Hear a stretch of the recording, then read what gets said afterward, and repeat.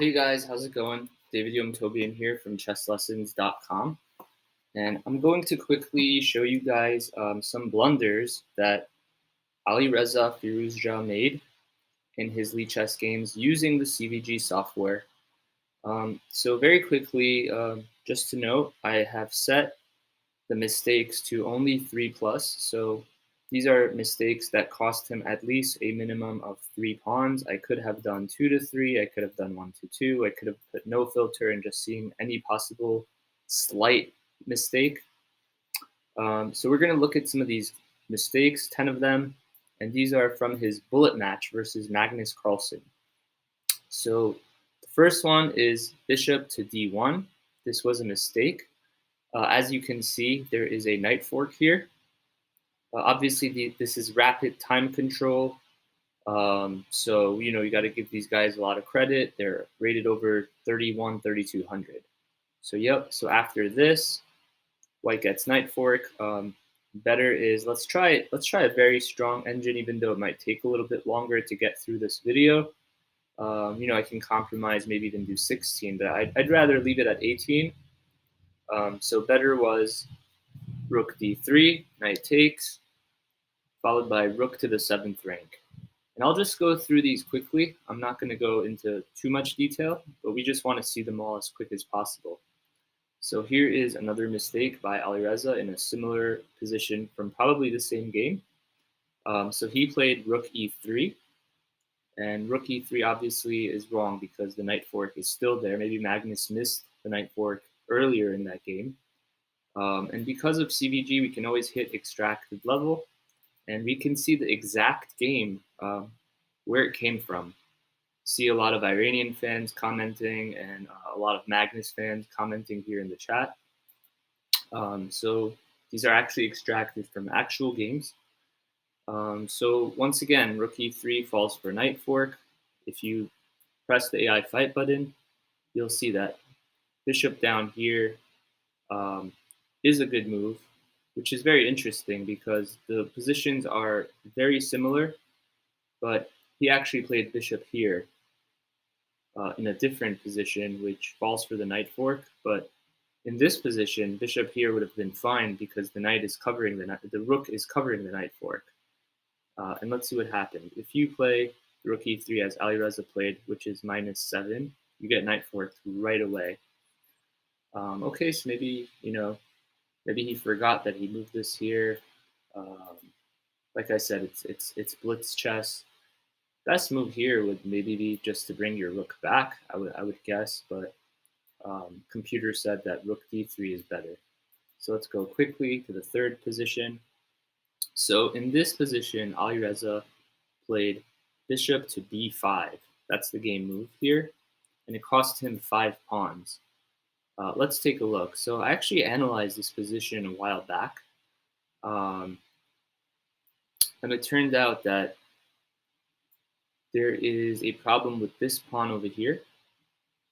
So after you get checked over there, black gains a tempo, and there is actually no chance to take that rook. So let's see AI fight, because now there's a fork, you're going to drop your rook. Like I said, this was a rapid time control game. If you guys want, I'll give you a second. You can try to guess what maybe a better move is. This is not a tactics puzzle, so there is no like white or black to play and win. There's no white to play and win here for Alireza. We could have looked at those if you guys wanted to. I would just have turned this off, and then I could press like easy. There's a white to play and win here. There's a medium, black to play and win. I could actually do opening filter. I'll go to side selection and say Alireza was white, and hard here. So here's 8 like Alireza to play and win puzzles that you guys could do if you'd like. I can give you access to this. But for now, let's just go back. I don't want to go too much on a tangent. His only opponent here is Dr. Nickerstein, because when I ran it, I only ran it for his games with Magnus. So let's go back and take a look at what we were looking at in the beginning, which is no filters, just blunders from Alireza and for both sides, not just for black. So, all right, let's go to the next one. So Alireza played in this position, bishop to b5, and why? Wow, that actually looks like a very interesting move. Let me just make sure we're in the right place. Um, yep, we're in the right place. So 3 plus. Uh-huh. So I know what happened. Basically, I've been running more of his games. So more of his games versus other opponents, like Baba Ramdev just came through. Uh, Baba Ramdev's from New York. He used to play at the Marshall Chess Club. So Alireza actually made a mistake versus Baba Ramdev and played bishop to b5 in this position. The other 10 are going to be back to the Magnus Carlsen ones. And why is bishop b5 costing him 5 pawns? Because knight takes. So he must have just like blundered in this position. Let's go take a look at the extracted game. Okay, it was like basically a hyper bullet game. So, they're just playing their moves as fast as they can and not really thinking much. But here's that mistake. Boom. So as you see the evaluation over there, he's supposed to go back, but he goes down 6 pawns. So our software was able to pick up on that. Let's go back to the Magnus ones. Okay, so in this position, he played bishop b5. Not a good move. Better was rook c8, king e7, and now you don't have that nasty fork. So yeah, this left him vulnerable to this bishop fork right here, check, and takes the rook for Magnus Carlsen. I'm pretty sure Carlsen saw that. Next, let's actually go see. Let's go see if Carlsen found that. Let's see. So it was the move all the way to the end of the game. Here we go, bishop b5. And Magnus did see that. I guess that was the end of the game. So next. So in this position, and I'm looking at these fresh, Alireza played bishop to a5, and that cost him 6 pawns. So let's just try to see what's going on in this position. Yeah, these rooks look very dangerous. So why is bishop here so bad? Let's just make the move and see what the computer responds. Oh, there is a nasty knight fork over here on the queen. If you take it, you will get knight forked and lose your piece. I'm not sure if Magnus found that. It's possible he did. Let's go see if Magnus found that.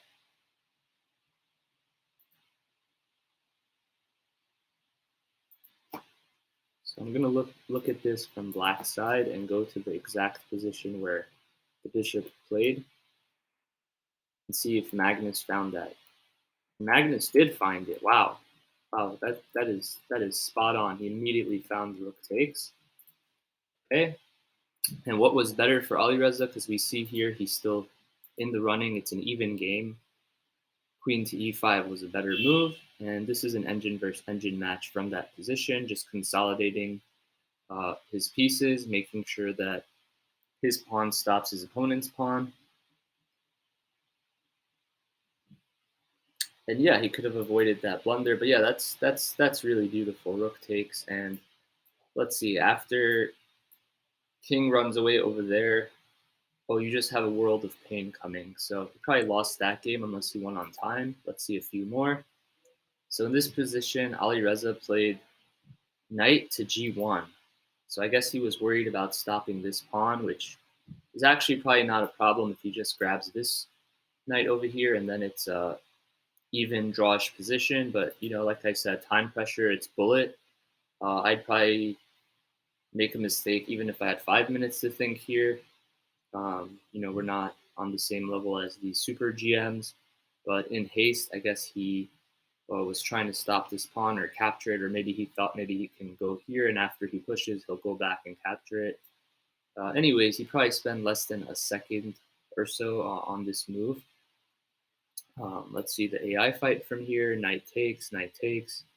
This is actually an interesting endgame. Maybe we'll watch a few more moves.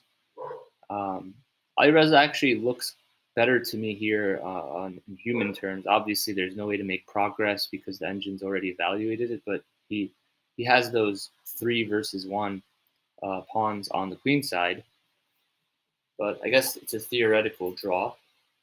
So yeah, Alireza, don't play knight here. Oh yeah, we forgot to check. So why is this so bad? Can't he just come back? Why is it losing 5 pawns? Like, who cares? I'll just come back and grab it, no? Ah, you get pinned, okay.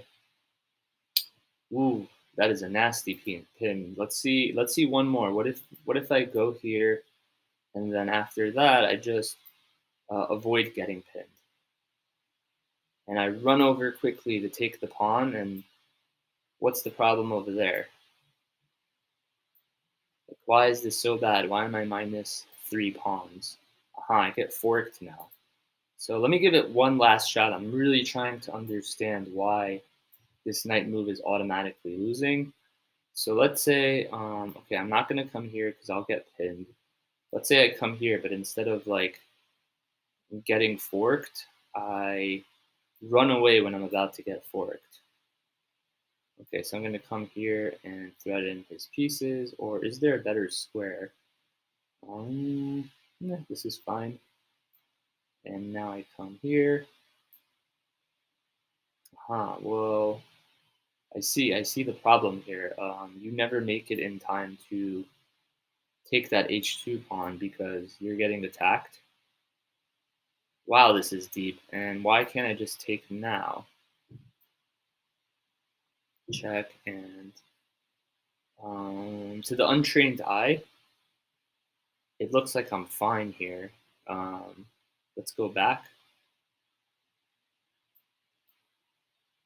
Oh, I get checkmated. Okay. Interesting. So the eval actually goes flipped over from a regular eval to a maiden 1, 2, 3 eval. Okay, so I hope you learned something from that mistake. It's good to learn from other people's mistakes, even if they're 3,000. So in this position, Alireza was crushing Carlsen. He was um, plus 2.5, and what he could have played was rook takes, check, and let's see. Wow, takes the rook. And obviously this is winning. He has these 2 passed pawns, and he just grabbed another pawn.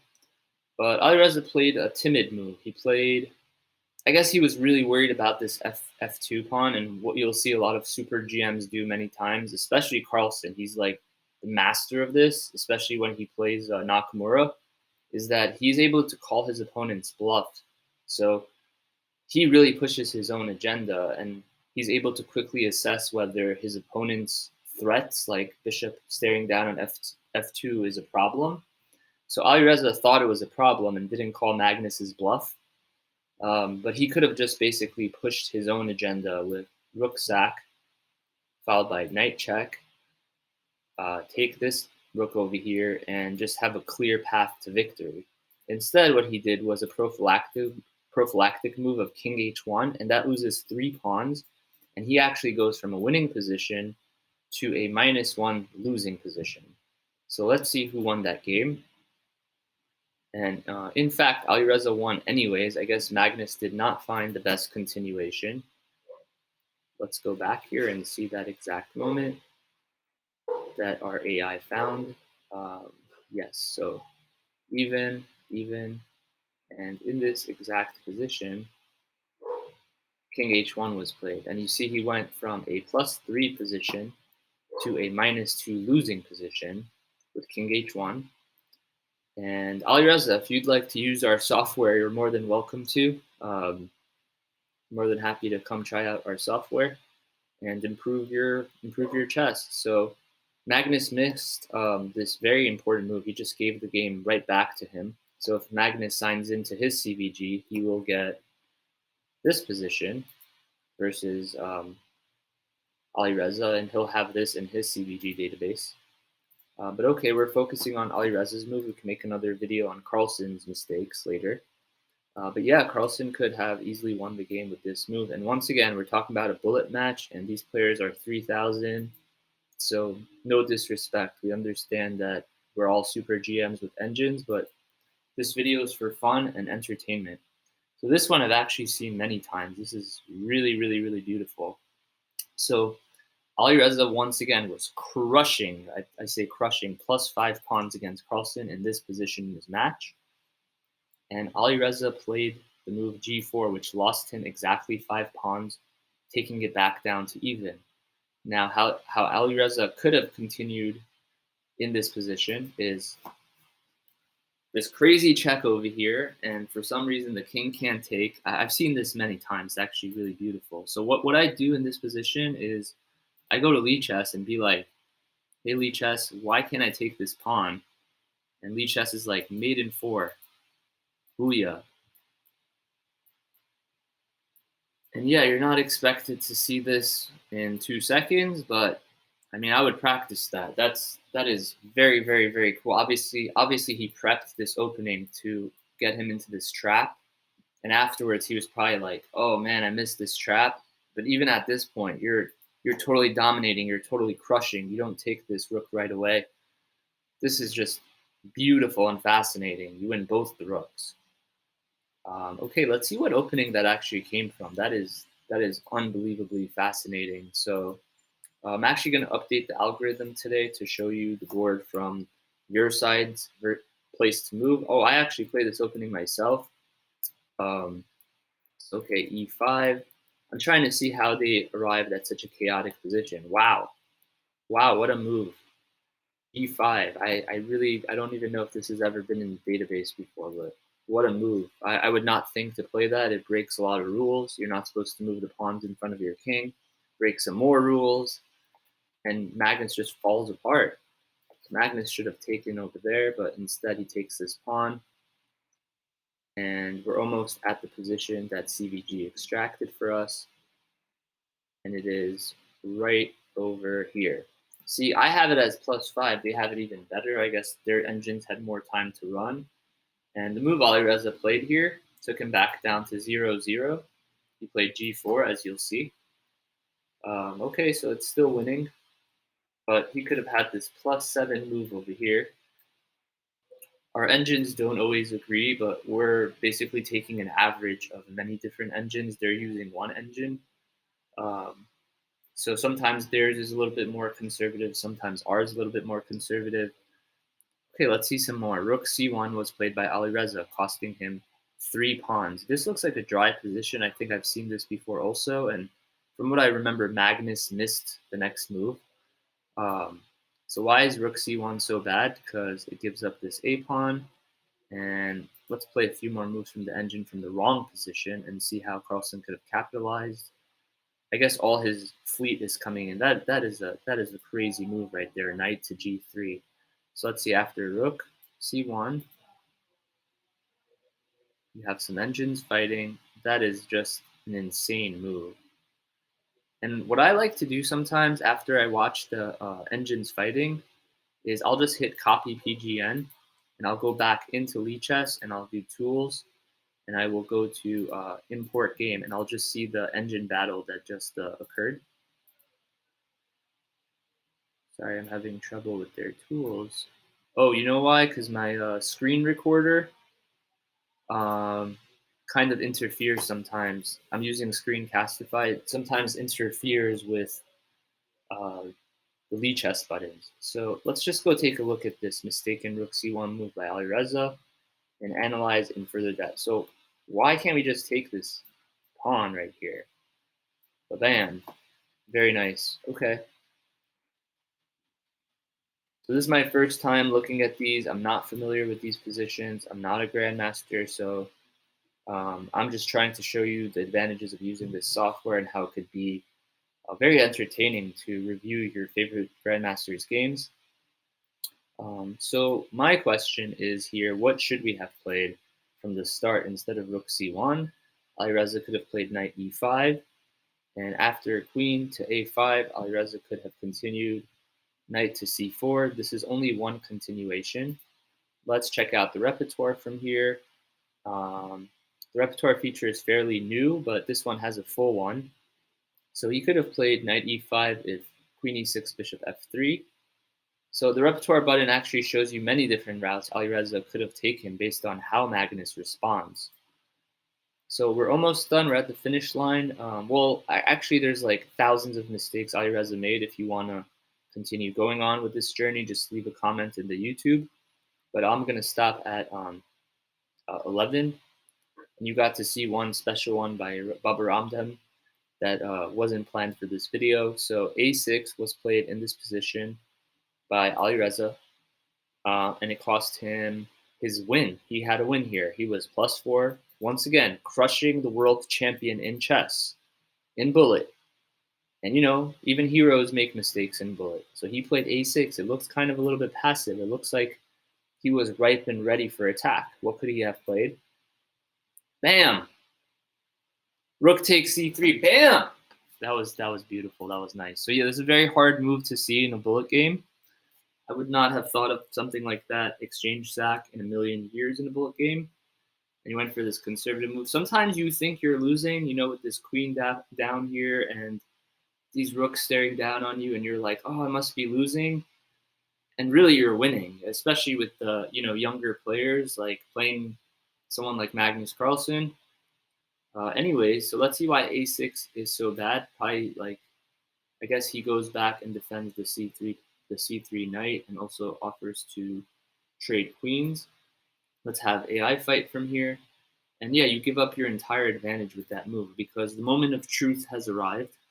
And let's see how black decimates white, how Alireza could have decimated Carlsen from that position, continuing his attack on the queen, continuing his attack on the king. And this is lights out. This is just like, this is just like, this is massacre. That's what this is a massacre. So I'm sure Alireza has reviewed that with his coaches and his second and his analysts. And let's see one last one. Knight to A5. So, this is a little confusing. So we're white. Down here is A1, so we're white. And Alireza had this position, and he was +3 once again, crushing Magnus. And he made a blunder that cost him at least 3 pawns. In another video, we'll see his blunders that cost him maybe 2 pawns. Let's go back to this one. So if I was in this position, okay, fine. I just played this very quickly. That's actually like an 800 level tactic. Yeah, sorry, Alireza. That wasn't the intention to make fun of you or anything. It's just we understand you're playing blitz and you probably pre-moved this, and yeah, you guys are tired. You played 200 games or something. But this is a fun tactic. You could even show this to your little brothers at home and little sisters and be like, Alireza Firouzja versus Magnus Carlsen, white to play and win, and vamoose. And honestly, this would still be pretty hard to win um, versus a world champion. You're up a knight, but he's got 2 extra pawns, so it's still hard to convert versus someone of that strength if you're not of that strength. Anyways, let's see why this is so bad. I obviously just misses the opportunity, and it's like over. Once the opportunity comes, you don't seize it. It's over. It still says he's winning. I guess technically he realized he's winning in the end game, so he might have won this game anyways. But okay, like obviously taking that rook is better. Let's do an AI fight very quickly. And afterwards, I'm curious. I'm gonna go check and see if Magnus found like a response, if he drew this game, if he won this game. I'm curious to see what happens. Oh yeah, this is a typical plan in knight versus pawn endgames, is that people think their knight is powerless and they start running away with their knights, but you can actually go win all your opponent's pawns with your knight. Knights are actually very good at picking up pawns that aren't on the A and H file.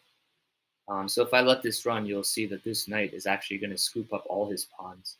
I've seen similar stuff in my CVG versus my opponent. So anyways, so I hope you enjoyed that video. I'm going to end it with trying to see if Magnus did or didn't find that move in the end once he missed the rook sack. So let's go and take a look very quickly at the game. You guys can go see all these games yourself. They're all on Lichess. And let's go back a little bit. Oh yeah, so that's the exact position. So let's see it from Alireza's side. So yeah, Alireza had a chance. The eval was +3 to sack and beat the world champion once more, on top of all the times he already beat the world champion, which is 148 to 153. I think this is their bullet, but I'm not sure. Don't hold me to that. How did this game end? Alireza won anyways. All right, good job, Alireza. Even though you missed that, I guess he realized that knight here is a technical win, but it's actually not. It takes him into losing territory. He was +3, and now he's -2. Well, I guess he found a way to win anyways. Maybe Magnus was like under a lot of time pressure. Let's see how long he spent on that move. Let's see. Okay, 34 seconds, like half a second. He didn't spend any time at all on that move. So obviously, if he spent maybe a second, he would see it. So just to show you one last thing, very quickly. So all the new games that we extract for all the top grandmasters in the world, they actually do have, a lot of them are going to have something called a move time. So the older ones don't, but you see he spent 2 seconds on this move, 1 second, 7 seconds. And now we have 263 mistakes made by Alireza. A lot of these are recent from the last 24 hours. And you could filter. You could say, show me only the mistakes Alireza made that he spent at least 16 seconds on, or show me all the mistakes Alireza made that he spent at least 6 seconds on. There's 2 of those. Show me the mistakes he made with 0 to 5 seconds. There's 50 of those. There's going to be more mistakes the less time you spend. And that feature request was from Grandmaster Max Talugi. Thank you, Max, for that. Well, I'm going to sign off for this video. I don't want to make it too lengthy. Feel free to leave some comments in the YouTube. And if you like this video, let me know so I can continue making some more on the mistakes of Alireza Firouzja and Magnus Carlsen.